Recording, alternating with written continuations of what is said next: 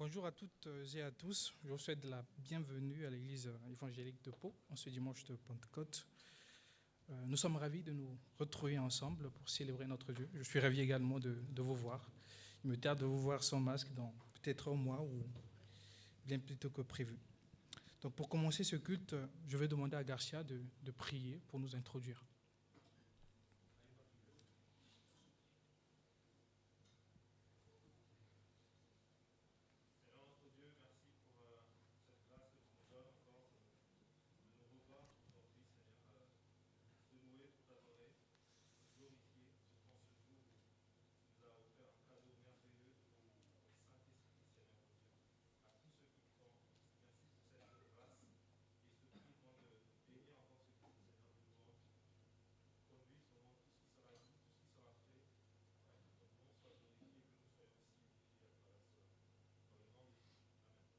Amen.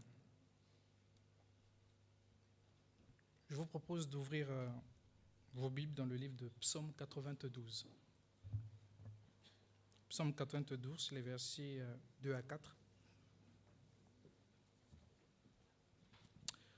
La Bible nous dit, moi je vais lire dans la version Parole de vie, quel bonheur de remercier le Seigneur, de chanter pour toi, Dieu très haut. Quel bonheur d'annoncer dès le matin ton amour et ta fidélité pendant la nuit, sur la lyre à 10 cordes et la harpe au son de la cithare. Dans ce joli psaume que nous venons de lire, David, il nous rappelle combien il est bon et agréable pour nous, pour notre âme aussi, de louer l'Éternel, de chanter en son honneur. Dès le matin, comme aujourd'hui, ce que nous allons faire, d'annoncer son amour également. En faisant cela, nous sommes non seulement remplis de joie, mais aussi remplis d'espérance.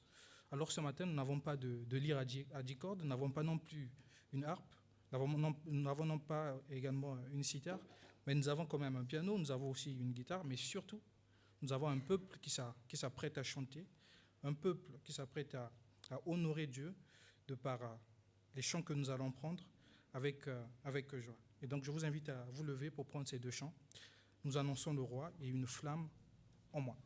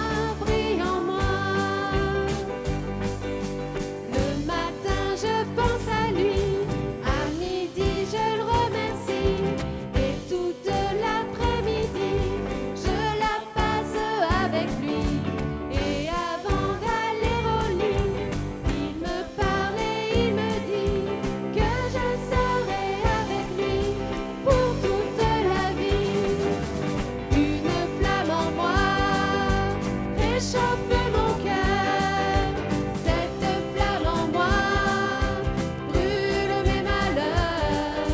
Je sens qu'elle est là, sa douce lueur.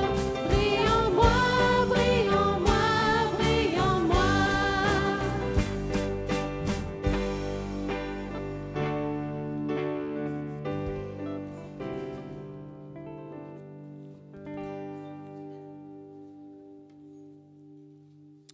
Après un tel chant, normalement, il est interdit de dire que j'ai passé une mauvaise semaine. Hein. Nous allons rester dans le même psaume, psaume 92, les versets 5 à 6, que nous allons lire. Je lis, toujours dans la version Parole de vie. Tes actions me réjouissent, Seigneur, je crie de joie devant le travail de tes mains. Seigneur, tes actions sont vraiment grandes, elles sont profondes, tes pensées. Celui qui est stupide ne sait pas cela. L'homme qui manque de sagesse n'y croit, n'y comprend rien. Ce texte également nous rappelle que Dieu a fait et continue à faire des choses grandioses et merveilleuses dans nos vies. Et d'ailleurs, le résultat de cela est notre présence en ce matin ici, parce que ce n'est que le fruit de l'amour de Dieu manifesté en Jésus-Christ, qui est venu, qui est mort et ressuscité pour nous. Ce qui nous permet aujourd'hui de vivre notre foi avec joie et également avec assurance. Alors, il nous arrivera, comme dans ce chant, de douter quelquefois ou de vaciller. Mais lorsque nous serons dans cette phase-là, nous ne devons pas être insensés ni stupides. Nous devons plutôt nous approcher auprès de Dieu, car c'est ce qu'il attend de nous. Nous devons plutôt venir auprès de lui pour lui dire ce que nous avons dans notre cœur. Et donc, pour cela, je vous invite à prendre ces deux chants. Bénis Dieu, ô mon âme, et tu es merveilleux.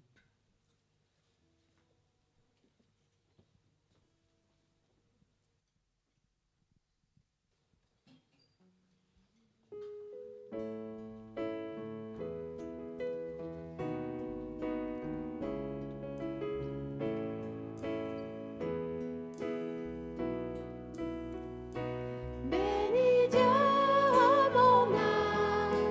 ô mon âme, rends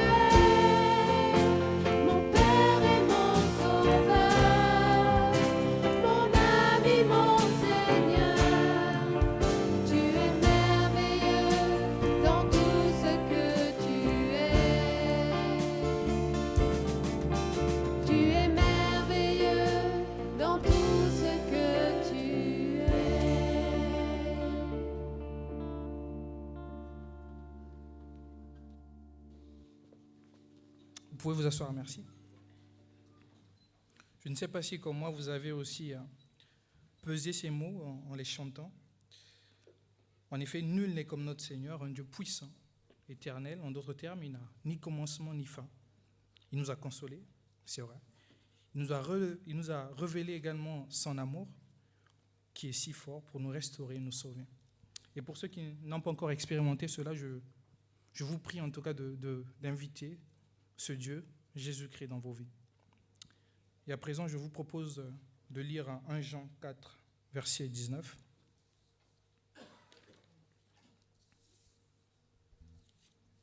« 1 Jean 4, les verset 19, je lis au nom du Seigneur. « Mais nous aimons parce que Dieu nous a aimés le premier. » Arrêtons-nous un instant sur cette phrase. Dieu nous a aimés le premier. Vous savez, aujourd'hui, nous vivons dans cette société où c'est la loi de la réciprocité qui domine. Tout à l'heure, nous avons chanté que nous avons un Dieu si grand, si puissant, merveilleux et éternel, nous l'avons dit. Mais ce Dieu-là, ce même Dieu, n'a pas hésité une seule seconde de manifester son amour envers nous par Jésus-Christ, alors que nous n'étions même pas dignes de le recevoir. Ce même Dieu-là a décidé de nous offrir ce cadeau, ce bien, cette grâce-là.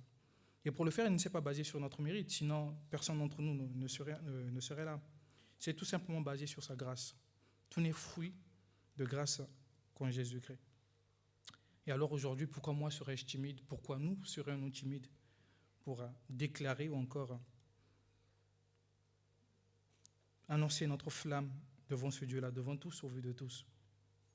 Et d'autant plus qu'à présent, nous avons l'Esprit de Dieu en nous, qui connaît le Père, qui sonde également nos pensées. Et nous allons prendre ces deux chants, « Je chanterai gloire », qui dit ceci, « Je viens t'offrir, Seigneur, ce que j'ai de meilleur, je viens t'offrir ma vie.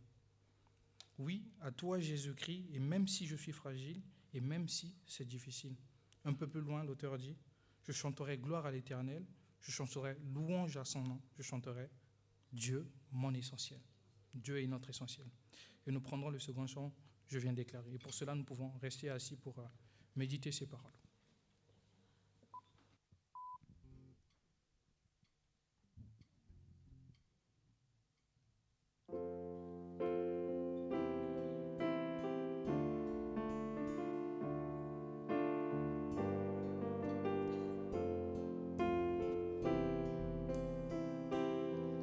Je viens t'offrir, Seigneur,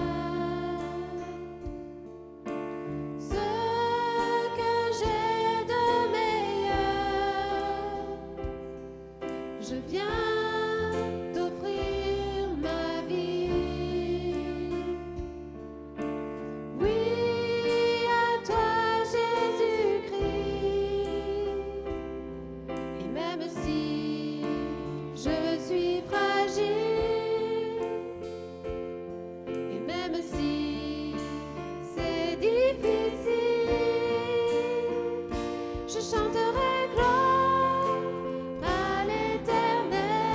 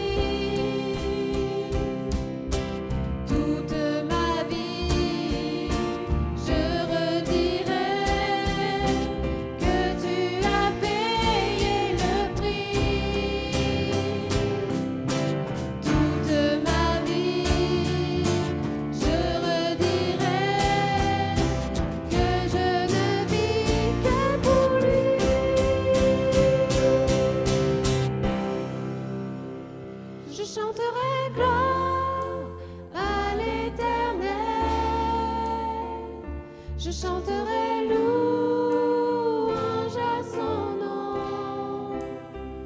Je chanterai Dieu, mon essentiel. Je chanterai en l'honneur de son nom.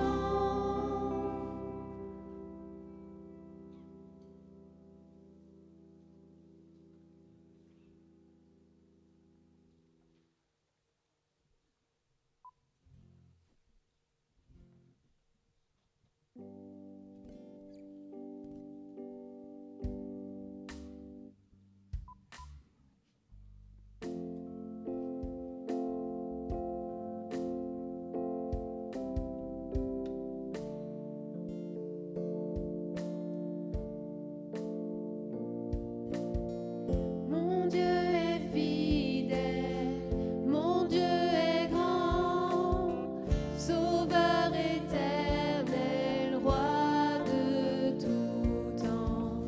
Mon Dieu est vivant, saint est son nom, il a porté ma condamnation.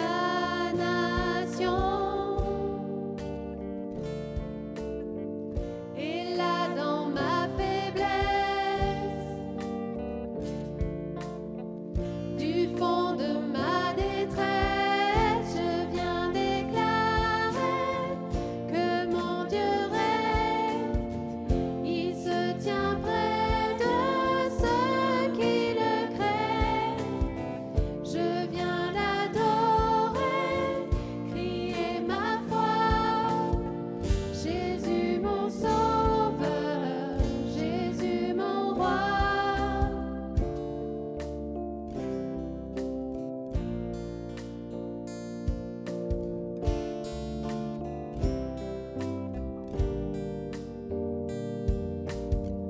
Suivant sa parole, je marcherai, cherchant son cœur et sa volonté.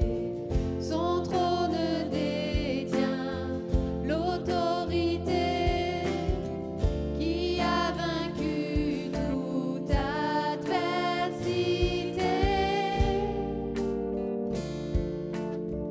Et là dans ma faiblesse, du fond de ma détresse, je viens déclarer que mon Dieu règne. Il se tient près de ceux qui le craignent. Je viens l'adorer, crier ma foi. Jésus mon sauveur, Jésus mon roi.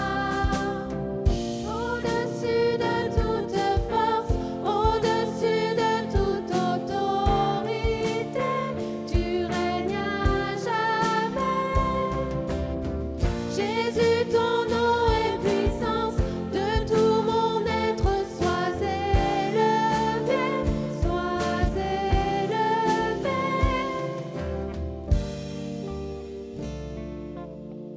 Et là dans ma faiblesse, du fond de ma détresse, je viens déclarer que mon Dieu règne. Il se tient près de ceux qui le craignent. Je viens l'adorer, crier ma foi. Jésus mon sauveur, Jésus mon roi. Je viens déclarer que mon Dieu règne. Il se tient près de ceux qui le craignent. Je viens l'adorer, crier ma foi. Jésus mon sauveur, Jésus mon roi. Jésus mon sauveur, Jésus mon roi.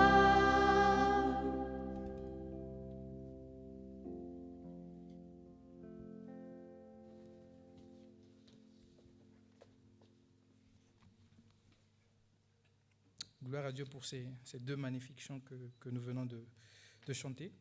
Donc j'invite les enfants de 7 à 12 ans afin qu'ils montent pour leur culte. Et comme nous l'avons si bien chanté, c'est suivant sa parole que nous marcherons. Et donc cela implique que nous devons l'écouter afin de marcher selon la parole de Dieu. Donc j'invite le pasteur pour le message.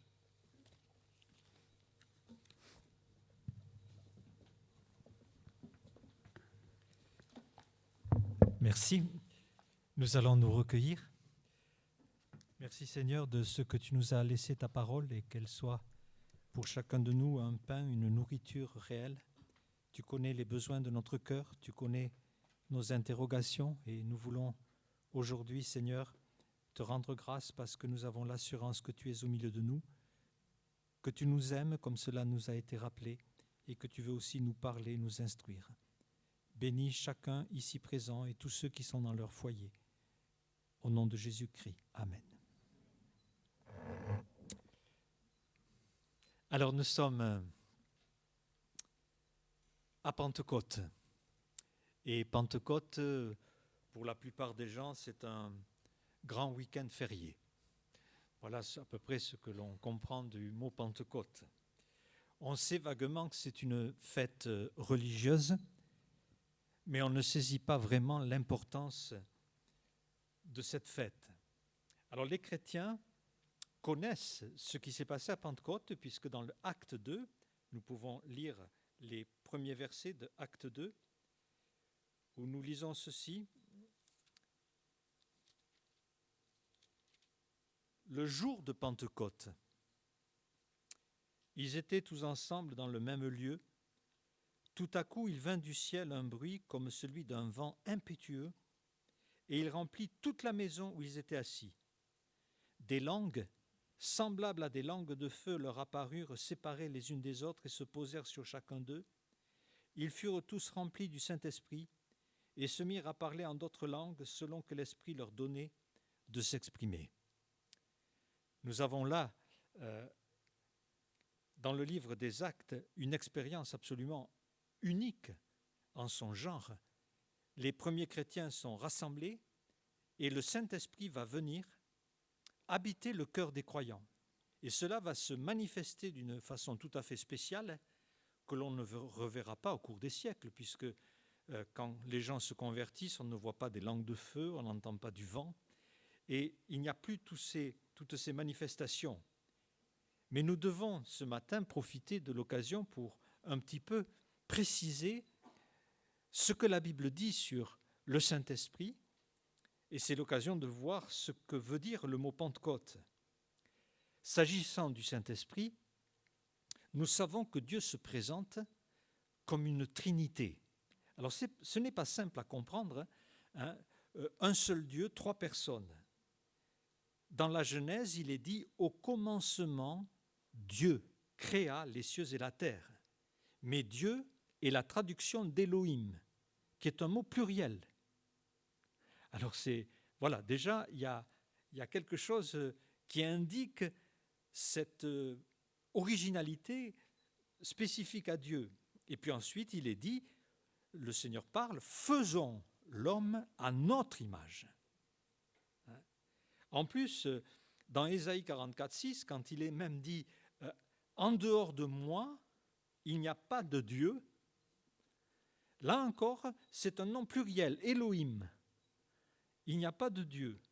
Donc, nous voyons déjà le concept d'une trinité. Il y a Dieu le Père, le Fils et le Saint-Esprit. Jean 14, 23, si quelqu'un m'aime, il gardera ma parole. Nous viendrons et nous ferons notre demeure chez lui.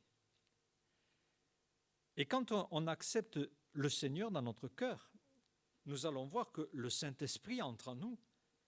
Alors, ce n'est pas distinct, il ne faut pas les séparer. Voilà, c'est le Saint-Esprit, ce n'est pas Jésus-Christ. Hein, c'est la personne de Dieu qui est là. Et chacune des personnes va intervenir dans des choses spécifiques. Après tout, sans parler de Trinité, il y a d'autres domaines où nous voyons que la manifestation d'une chose peut se faire de 3 manières, ne serait-ce que l'eau, qui peut être solide, liquide ou gazeux. La Bible aussi parle d'un concept du mariage. Ce sont 2 personnes, mais voilà, nous sommes une seule chair. Hommes et femmes deviennent une seule chair. Donc, il y a une unité qui est beaucoup plus forte déjà dans un couple. Et à une autre échelle, le Père, le Fils et le Saint-Esprit sont un seul, une seule identité, un seul Dieu. Et le Saint-Esprit, c'est aussi le Seigneur, puisque dans 2 Corinthiens 3,17, il est dit « Le Seigneur, c'est l'Esprit ». Alors, ça peut ne pas éclairer, mais voilà, le Seigneur, c'est l'Esprit, ou l'Esprit Saint, c'est le Seigneur aussi. Revenons maintenant à Pentecôte.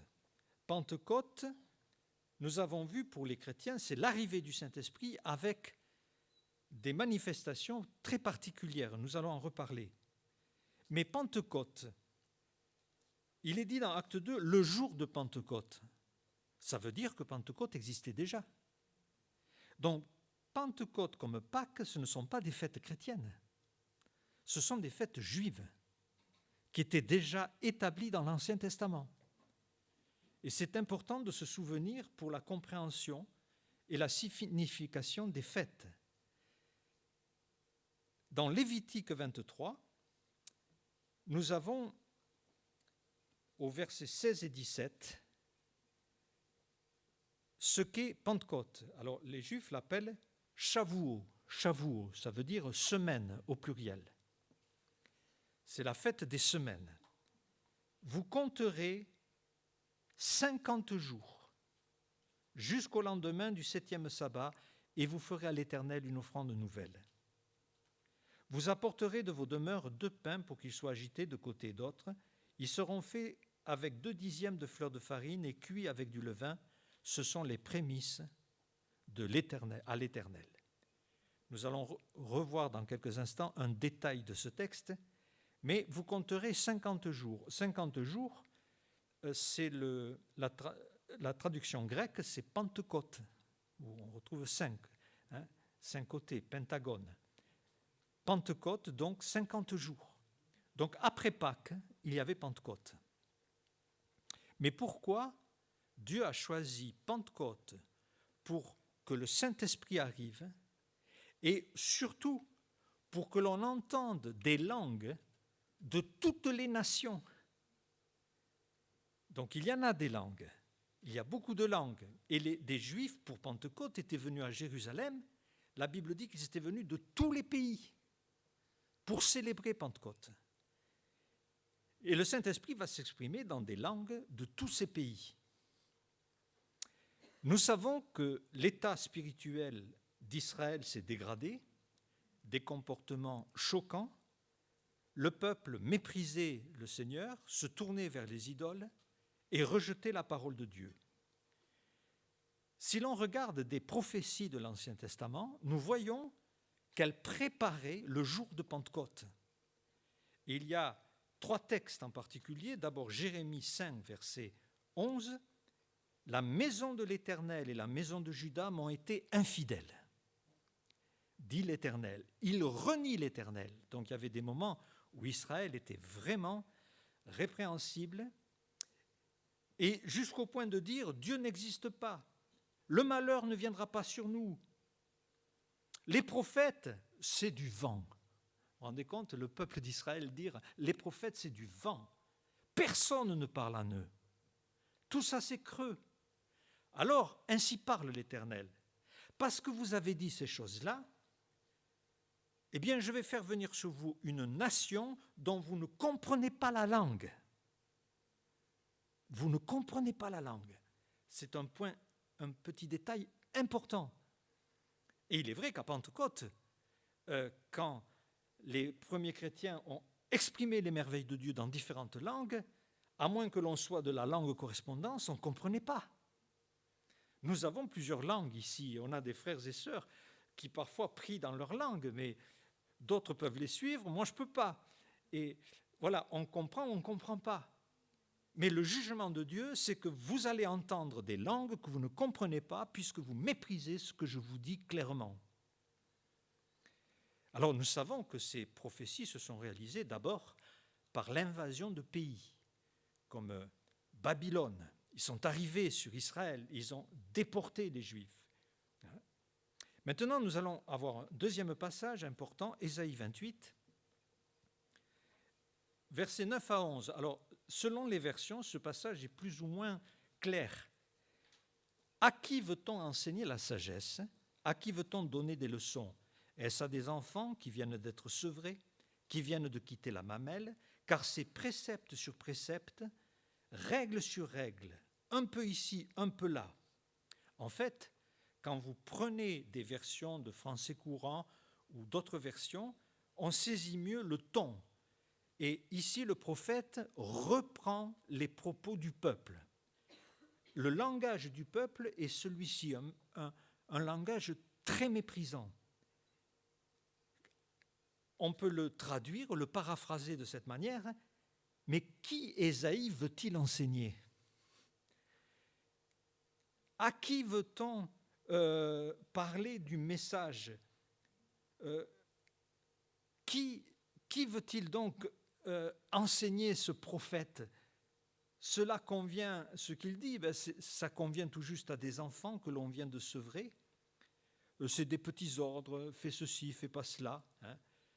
Pour qui nous prend-il avec un message aussi mesquin, aussi méprisant? Nous, on est des adultes, on sait ce qu'on a à faire. Donc voilà, on n'est pas des gosses pour entendre un discours aussi pauvre. Voilà les propos du peuple qu'Ésaïe reprend. Rien d'intéressant. Le prophète est là pour nous donner des règles, etc. Comme si on ne savait pas vivre par nous-mêmes. Et dirigé par le Saint-Esprit, Ésaïe 28, 11 dit, eh bien, c'est par des hommes aux lèvres balbutiantes et au langage barbare que l'Éternel parlera à ce peuple.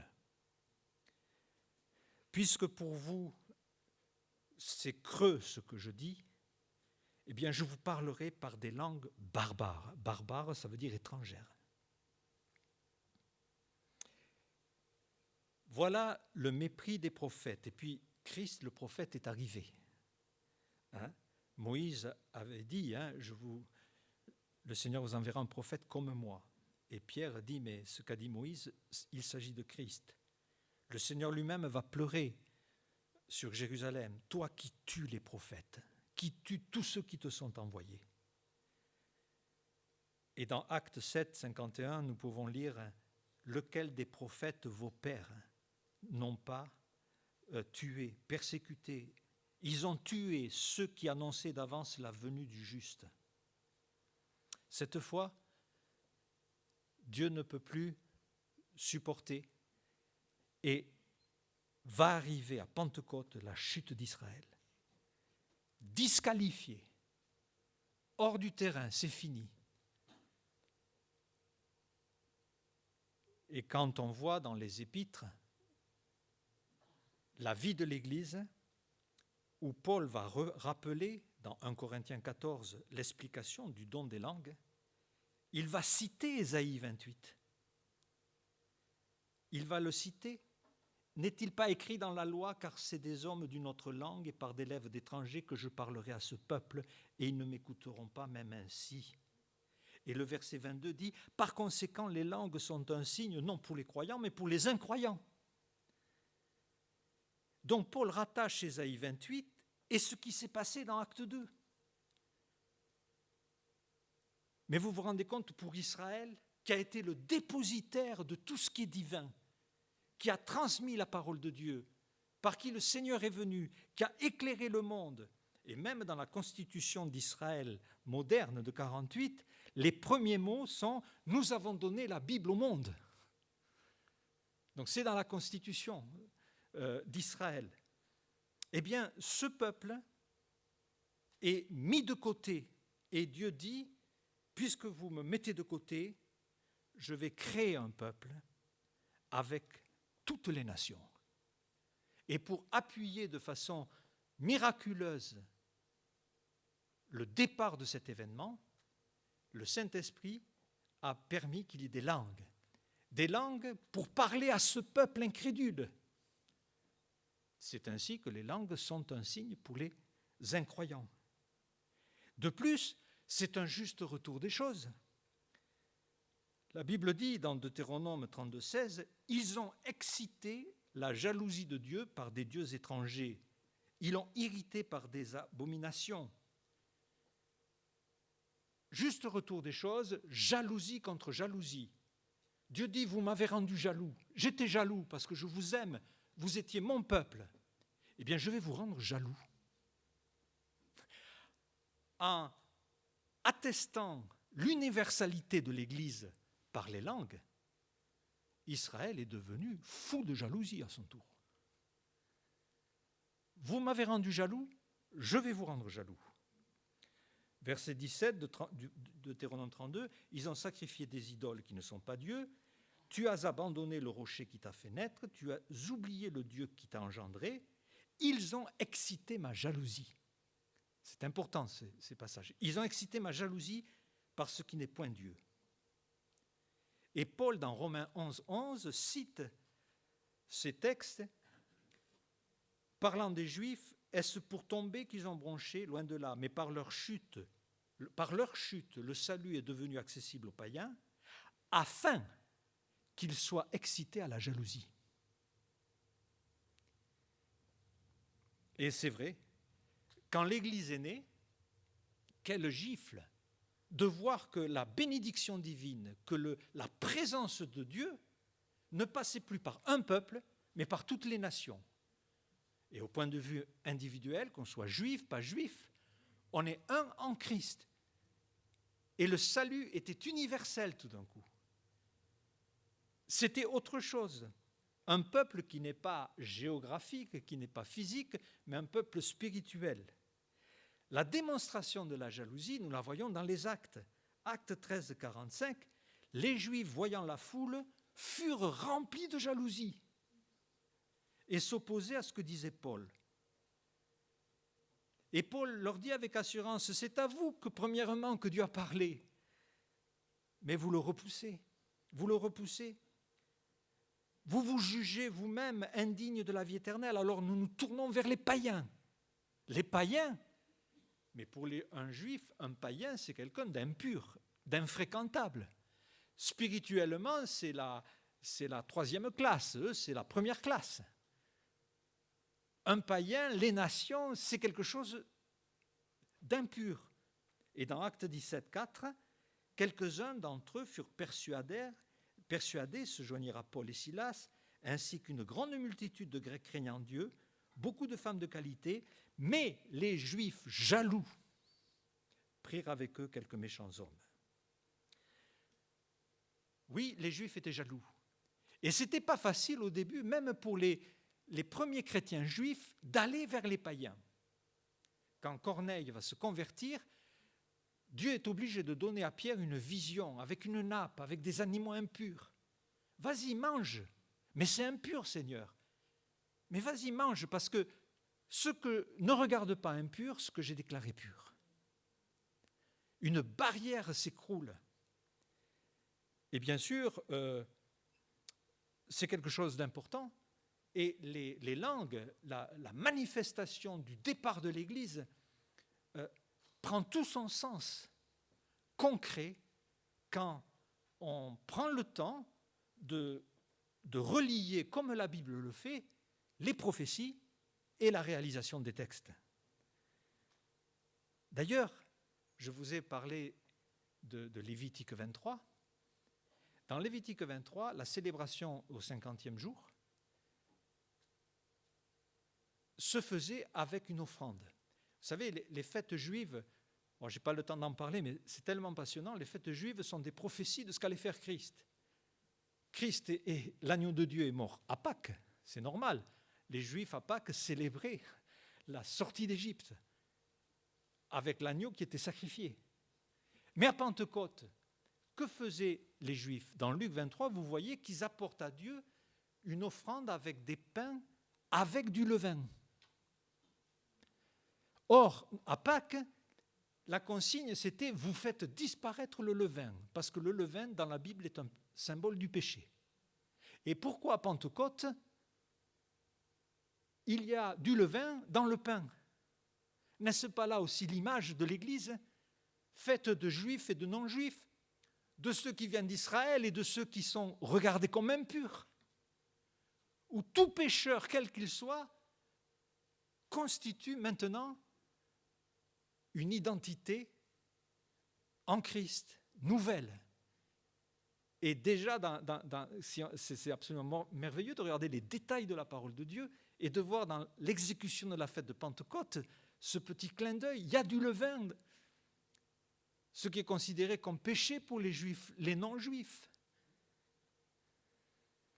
Donc à Pentecôte, les juifs présents de tous les pays ont entendu des langues de leurs pays respectifs. Et ils étaient obligés de reconnaître que c'était un grand miracle, puisqu'il y avait aussi des langues de feu. Il y avait un vent fort.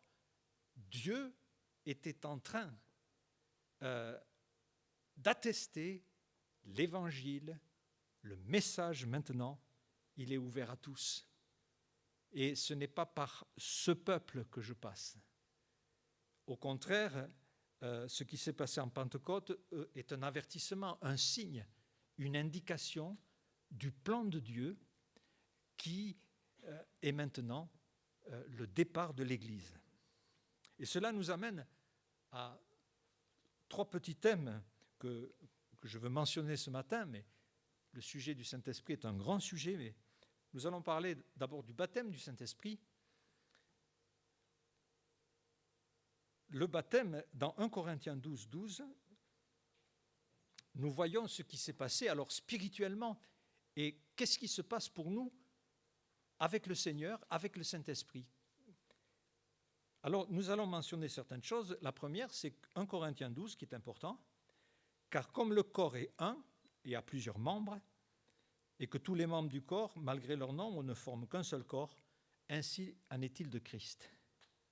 Nous avons tous été baptisés dans un seul esprit pour former un seul corps, soit juifs, soit grecs, soit esclaves, soit libres, et nous avons tous été abreuvés d'un seul esprit. D'ailleurs, dans ce texte, le mot « corps » revient plus de 15 fois. Ainsi, l'image facile à retenir, c'est l'image d'un corps.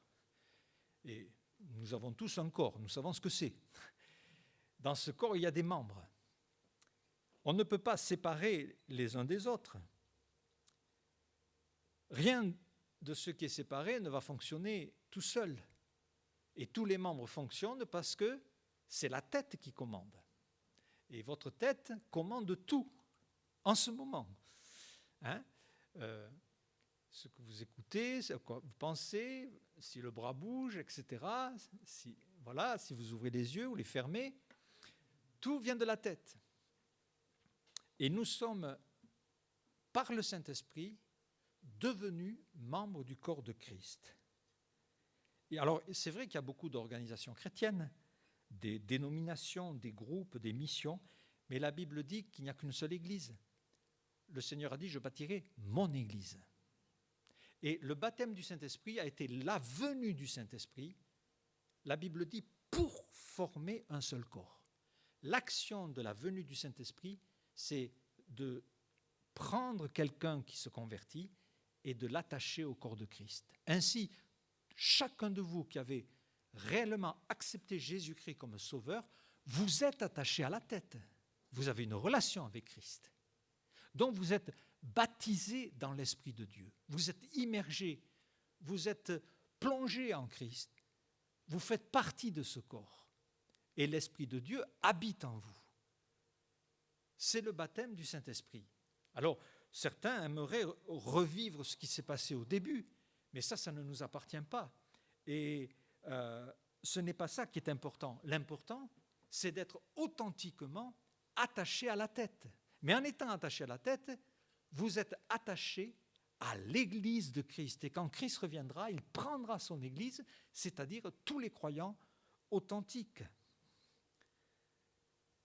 D'ailleurs, 1 Corinthiens 6, 17 nous dit « Celui qui s'attache au Seigneur est un seul esprit ». Alors, cette perspective de la formation d'un corps va naître à Pentecôte. Dans les évangiles, vous avez plusieurs textes où le Seigneur dit « Dans peu de jours, vous serez baptisés du Saint-Esprit ». Jésus-Christ vous baptisera du Saint-Esprit. Et dans les actes, c'est dans les actes, 1,5 où il est précisé « Dans peu de jours, vous allez être baptisés du Saint-Esprit ». Et dans les épîtres, c'est le seul endroit où il est à nouveau question du baptême du Saint-Esprit, qui est une explication, alors qu'auparavant, c'était des annonces. Nous avons tous été baptisés du Saint-Esprit pour former un seul corps. Le croyant est placé dans cette situation nouvelle. Galates 3, 26, 27 nous dit aussi « Vous êtes tous fils de Dieu, par la foi en Jésus-Christ, vous qui avez été baptisés en Christ. » Alors maintenant, ce n'est plus le Saint-Esprit, c'est en Christ. Donc on voit finalement que c'est toute la personne de Dieu qui est engagée dans notre conversion. Et vous avez revêtu Christ. Donc maintenant, il n'y a plus ni juif ni grec. Vous vous rendez compte, pour les juifs, quand l'Église a commencé, ce bouleversement, eux qui étaient devant, ils se retrouvent au fond. Et voilà, tout est bouleversé. Et ce qui est important, c'est le mot « tous ». Parce que dans un corps, il n'y a pas de « tous ». La main ne fait pas ce que fait le pied. Et là, nous entrons dans l'autre sujet important. Dieu donne des dons à chacun pour l'utilité commune, des fonctions, des ministères, des aptitudes, selon sa volonté. Mais les dons ne sont pas tous les mêmes. Et dans 1 Corinthiens, il est bien dit, si le pied disait « mais parce que je ne suis pas un œil, je ne suis pas du corps », ça serait ridicule. Mais le pied n'a rien à voir avec l'œil. Mais tous les deux font partie du corps. Mais par contre, ce qui est commun à tous, c'est que nous avons tous été baptisés dans un seul esprit. Alors que Dieu distribuera des dons comme il veut à chacun. Et malheureusement, ce qui est perturbant, c'est que certaines personnes prennent des dons pour en faire le signe d'appartenir ou non à Christ. Mais ce n'est pas possible, puisque justement, par nature, chaque chrétien a une place dans le corps. Et l'expression de sa spiritualité, bien qu'il y a des choses communes à tous, comme le fruit de l'esprit, les dons, par nature, ne sont pas les mêmes. Et nous retrouvons aussi dans Éphésiens 3, un point important, c'est par révélation que j'ai eu connaissance du mystère sur lequel je viens vous écrire. En peu de mots. En les lisant, vous pouvez vous représenter l'intelligence que j'ai du mystère de Christ. En fait, être un en Christ est un vrai mystère. Alors un mystère, c'est quelque chose qui était caché et qui est soudainement révélé. Jamais dans l'Ancien Testament, il y a des prophéties sur l'Église elle-même. C'était un mystère. La révélation, quand vous lisez Éphésiens 3, 3, 6, c'est que maintenant, il le dit, il n'a pas été manifesté aux fils des hommes dans les autres générations, comme il a été révélé maintenant par l'Esprit Saint aux apôtres et prophètes. Ce mystère, c'est que les païens sont cohéritiers et forment un même corps. Donc c'est quelque chose d'absolument unique. Israël a chuté, il est disqualifié, et maintenant un mystère apparaît. Et ce mystère a été lancé à Pentecôte. Mais une autre chose que fait le Saint-Esprit dans nos vies, non seulement il nous associe au corps de Christ, mais il nous scelle. Un sceau. Alors ça, c'est quelque chose d'absolument merveilleux. Éphésiens 1,13. Après avoir entendu la parole de Dieu, et j'espère que c'est ce qui vous est arrivé, la parole de la vérité, l'évangile de votre salut, vous avez cru et vous avez été scellés du Saint-Esprit qui avait été promis. Quand un pécheur ouvre son cœur au Seigneur, le Seigneur entre dans son cœur, le Saint-Esprit prend place et il scelle. On est scellé. Alors, qu'est-ce que c'est? Pourquoi cette expression? Il s'agit là d'une garantie inviolable qui ne pourra jamais être remise en question de notre appartenance à Christ. D'ailleurs, Esther 8.8 est un texte qui nous montre dans la pratique la puissance d'un sceau. Écrivez donc en faveur des Juifs comme il vous plaira au nom du roi et scellez avec l'anneau du roi, car une lettre écrite au nom du roi et scellée avec l'anneau du roi ne peut être révoquée. Impossible à révoquer, impossible à changer. Le Saint-Esprit venu dans votre cœur, vous êtes scellés. Et la présence de Dieu est en soi un sceau que rien ne peut annuler. D'ailleurs, le ministre de la Justice est appelé comment? Garde des sceaux. Garde des sceaux. Mais c'est quoi les sceaux? Eh bien, par exemple, lorsqu'on met les scellés de l'État sur une maison, ça veut dire personne n'a le droit d'y entrer. Et ça devrait nous parler, parce que si le Saint-Esprit nous a scellés, ça veut dire, oh là, j'appartiens à quelqu'un.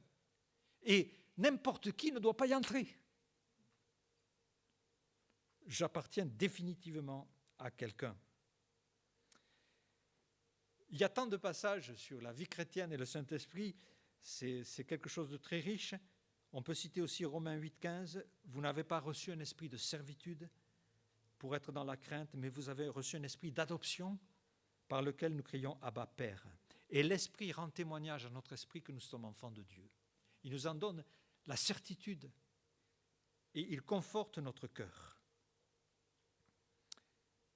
Et je voudrais terminer par un mot sur la plénitude du Saint-Esprit. Car il y a un ordre donné dans Éphésiens 5. Vous remarquerez qu'Éphésiens est coupé en deux. Les 3 premiers chapitres, c'est la doctrine, et les 3 suivants, c'est la pratique. Justement, vous avez été scellés du Saint-Esprit, c'est dans la partie doctrine.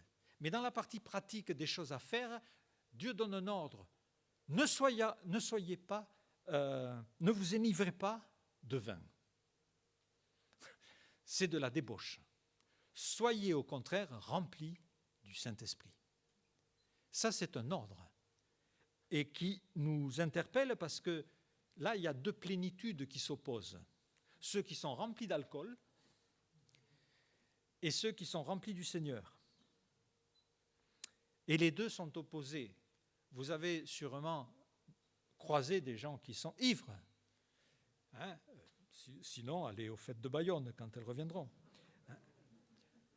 Que se passe-t-il? Ce sont des personnes qui sont hors de sens. Ce sont des personnes qui ne se contrôlent plus, qui ne savent plus ce qu'elles disent, qui ne sont plus maîtres d'elles-mêmes. Donc ce sont des personnes qui justement sont dans un état second. Mais quand le Saint-Esprit remplit le cœur de quelqu'un, il n'est pas dans l'ivresse. La Bible dit que soyez maîtres de vos sentiments. Il ne perd pas le contrôle de lui-même. Vous savez, dans beaucoup d'expressions religieuses, on pense que la transe ou l'état second, la perte de contrôle, c'est presque un aveu de spiritualité, de présence d'esprit. Et on cherche cela. Et parfois, dans les religions, on accentue cette recherche par des breuvages spéciaux ou des drogues, pour justement être dans un état modifié de conscience, ce qui s'appelle la transe. Mais le Saint-Esprit ne nous met pas en transe. Ce n'est pas lui qui nous fait rouler par terre, qui nous fait lancer des cris. Le Saint-Esprit ne peut pas faire autrement que d'exécuter la volonté de Dieu, puisque Dieu dit dans le Nouveau Testament, « Soyez modérés en toutes choses ». Il y a un équilibre, il y a celui qui est rempli de l'Esprit de Dieu, il est rempli de profondeur, de sagesse, d'humilité, de patience, de calme. Il n'est pas dans une euphorie. Et le Seigneur doit nous aider dans la vie de l'Église, dans notre vie chrétienne personnelle comme celle de l'Église. D'un côté, avec les chants, avec la joie de se retrouver, vraiment d'exprimer librement beaucoup de joie, mais C'est une joie qui ne doit pas effacer le bon sens, la raison. Je prierai par l'esprit, mais je prierai avec l'intelligence. Et celui qui ne réfléchit plus, où l'intelligence est complètement éteinte, il n'est pas conduit par l'esprit. Car le Saint-Esprit veut honorer et magnifier tout notre être, esprit, âme et corps.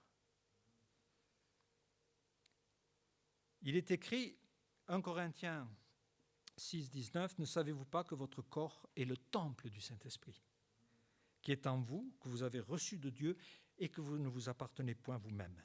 Vous avez été rachetés à un grand prix, glorifiez donc Dieu dans votre esprit et votre corps. » Autrefois, il y avait un temple à Jérusalem, il a été rasé ce temple. Dieu avait fait sa résidence dans ce temple, il y avait la gloire de Dieu. Aujourd'hui, nous sommes le temple de Dieu. Ce n'est pas un édifice, mais chacun de nous, on devient peut-être la seule église, le seul temple que certaines personnes vont croiser. Donc attention à la façon dont nous vivons. D'ailleurs, Acte 17, 24 rappelle que Dieu qui a fait le monde, le ciel et la terre, n'habite pas dans des temples faits de main d'homme. Mais le Saint-Esprit va nous conduire. Il va nous aider à marcher dans la vérité. Et c'est le rôle du consolateur. Jean 14, 26, il vous enseignera toutes choses. Jean 16, 13, quand le consolateur sera venu, l'Esprit de vérité, il vous conduira dans toute la vérité. Mais pourquoi ? Parce que nous savons déjà que c'est le Saint-Esprit qui est l'auteur de la Bible. Et bien sûr, nous l'avons par plusieurs passages. 2 Timothée, Romains 8, 12, « Nous ne sommes point redevables à la chair pour vivre selon la chair, mais si vous vivez selon la chair, vous mourrez, mais si par l'Esprit vous faites mourir les actions de la chair, vous vivrez. » Le Saint-Esprit va me permettre de mettre en application la volonté de Dieu. Cette volonté de Dieu exprimée dans l'Écriture, où 2 Timothée 3,16 nous dit « Toute Écriture est inspirée de Dieu. » Il est l'auteur de l'Écriture.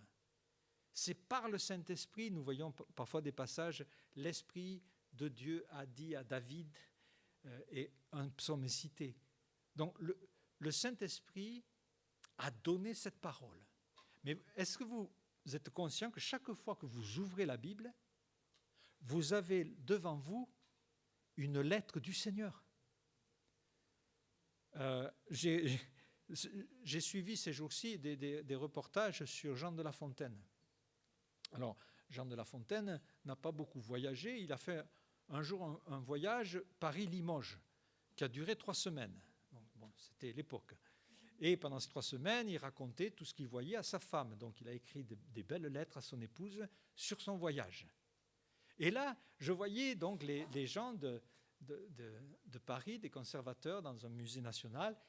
Certaines lettres ont été préservées. Et ils étaient là devant les lettres de Jean de La Fontaine. Et vous vous rendez compte, regardez, c'est Jean de La Fontaine qui a écrit. Alors on voyait les pages avec l'encre, l'écriture, et ils étaient là très précautionneux avec des gants pour ne pas abîmer, et chaque lettre était admirée. Ce sont les originaux, c'est la lettre de Jean de La Fontaine. Mais nous avons la lettre du Seigneur. C'est encore plus magnifique. Et elle est là pour nous instruire. Et le Seigneur veut, par sa présence, nous faire vivre cette parole, parce que nous-mêmes, nous ne pouvons pas la vivre dans la chair. Et si je m'écoute moi-même, si je m'appuie sur mes propres forces, je ne vais pas réaliser la volonté de Dieu. Mais si le Saint-Esprit remplit mon cœur, par lui, je peux vivre les choses que Dieu me demande. Et je deviens plus que vainqueur. Et dans Éphésiens 2, nous voyons bien que nous sommes l'ouvrage de Dieu ayant été créé en Jésus-Christ pour de bonnes œuvres que Dieu a préparées d'avance pour nous. En disant oui au Seigneur, en ouvrant notre cœur au Seigneur, le Seigneur demeure en nous, nous devenons son temple, nous marchons selon l'Esprit, non pas selon la chair, et le Seigneur imprime dans notre cœur l'image de Christ. Et le but du Saint-Esprit, c'est de nous conduire dans toute la vérité et de glorifier Christ, et pas de parler de lui-même, mais de glorifier Christ. Il est un petit peu comme les dames qui font de la broderie sur lequel un patron est imprimé, un magnifique paysage ou quelque chose de beau est imprimé, et ensuite on va prendre les fils et on va broder en suivant les lignes. J'ai accepté le Seigneur, j'accepte sa parole. Maintenant, le Saint-Esprit va broder dans mon cœur, pas à pas, en suivant un plan très précis qui est la personne et les sentiments de Christ pour que je ressemble de plus en plus à Christ. Alors, c'est vrai que le Saint-Esprit, la doctrine du Saint-Esprit, c'est une grande doctrine avec beaucoup de choses, parfois qui ne sont pas toujours simples, mais nous pouvons être sûrs d'une chose, c'est que l'œuvre du Saint-Esprit, c'est de faire briller en nous Christ et de le rendre de plus en plus visible aux yeux des autres. Et que le Seigneur nous permette de le vivre pleinement, et il n'y a pas de plus grande joie justement d'être rempli de sa présence pour parler aux autres et glorifier notre Seigneur à notre entourage. Amen.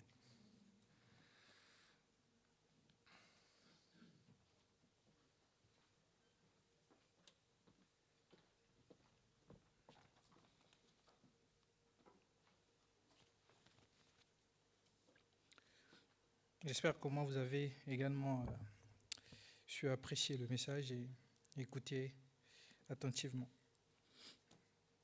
Et moi, il y a quelque chose qui m'a marqué particulièrement au niveau du verset de Éphésiens 1,13, dans la version du second. La Bible dit, en lui, vous avez cru, vous avez été marqués de l'empreinte du Saint-Esprit. Marqués de l'empreinte du Saint-Esprit. Et vous savez, sur une scène de crime, quand on découvre votre empreinte, rapidement on dit que vous êtes coupable parce que votre empreinte vous identifie de façon unique. Et personne d'autre que vous n'a cette empreinte-là. Et le Seigneur aussi nous a identifiés de façon unique, nous. Bien que nous faisons partie du corps de Christ, mais le Seigneur nous connaît tel que nous sommes. Singulièrement, il sait qui nous sommes, ce que nous faisons, et chaque jour, il veille sur nous. Et quoi de beau, après ce message, que de dire au Seigneur, je te donne mon cœur. Et je vous invite à vous lever pour dire au Seigneur, je te donne mon cœur, il ne m'appartient plus.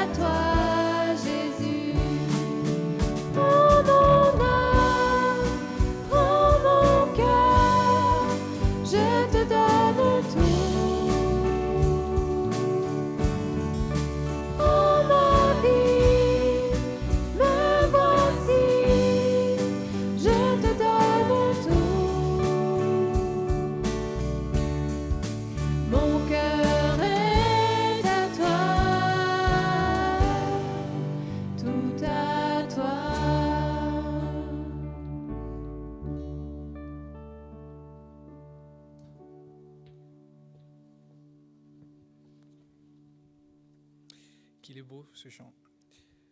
À présent, pour tous ceux qui nous regardent depuis Internet, c'est la fin et nous vous souhaitons donc un bon dimanche de Pentecôte. Et je vais inviter, vous pouvez vous asseoir.